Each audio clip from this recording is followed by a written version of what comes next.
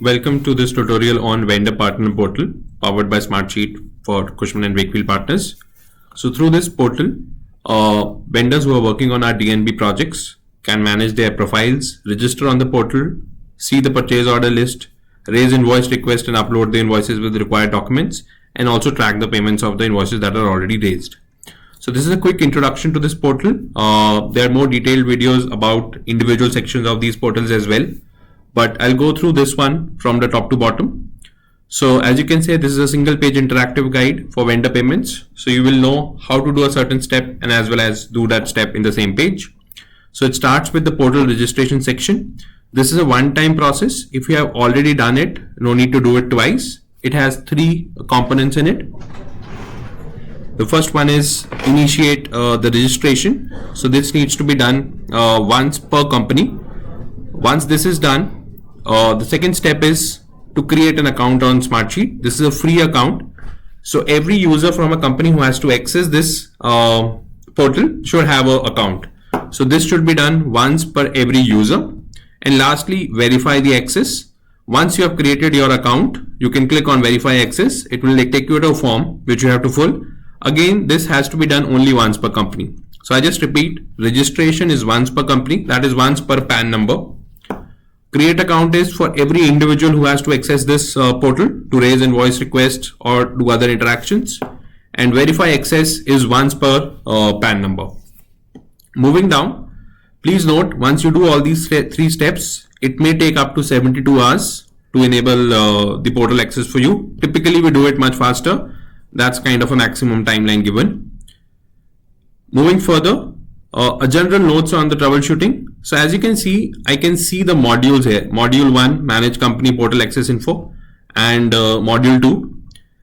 If you log in and you're not able to see these modules, or if you are on this page and it's not visible, most probably the reason could be that although you have registered and you have the access, you're not logged into Smartsheet. So in that case, what you need to do is click on this link, log into Smartsheet. It will take you to a new page where it will ask you to log in, and then click here to open this page again. So basically the same page will reopen. So just ensure that you are logged in and then you should be able to see the modules here. If you are still not able to see in, that is you're logged in, you have logged into Smartsheet, you have opened it again, then I would say that you can write an email to Anurag.Gogna@cushman.com. Most probably the chances is your company registered, but your email ID was not entered there as a person who has an access. I'll move forward. So module 1 is the basic module where you will manage your portal access. So module 1 allows vendor and partners to manage basic information like contact person information, that is specific with respect to the billing process and managing same, and update the email IDs that have access to invoice portal. Let's say tomorrow there is a new guy in your company who has to manage this access. The people who already have an access can add that new email ID through the module 1. If you have any questions or doubt about this one, you can email it to Anurag.Gogna@cushman.com with screenshots of the issue, purchase order details, vendor name, etc. And I'll try to get back at the earliest possible. Now all the modules work in a similar fashion. So if you can see the module here, that's good. Else you can also open it up in a new window. So you have to click on the link to open the module in a new window. Else if this size is fine for you, you can work in this module itself.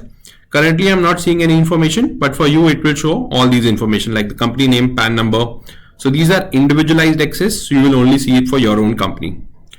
So moving down, the second module is about raising the invoice request. Detailed video tutorial of same is available on this link. But basically, this module allows you to view the purchase orders that are tagged to your company and raise invoice against request against same. So what issues could be? If the issued purchase orders are not visible, you can write an email to the Cushman Wakefield procurement SOC for the region and CC it to me with details like project name, PO number, purchase order copy, and we will coordinate internally to make sure that it's reflected in your list here. Again, just like the above one, either you can click on this open below module in a full window, or you can interact within this place itself. So this place, as mentioned, you can view your purchase order and raise invoice requests. So once you raise an invoice request, it goes to module 3. So module 3 is the central place where you upload invoice against approved request. So module 3 allows vendor partner to upload the invoices against approved request. That is, once a request is approved by the project manager, And additionally, you can upload supporting documents that are required for that stage and invoice combination. Again, it has a detailed video on this link. You can click here to watch that.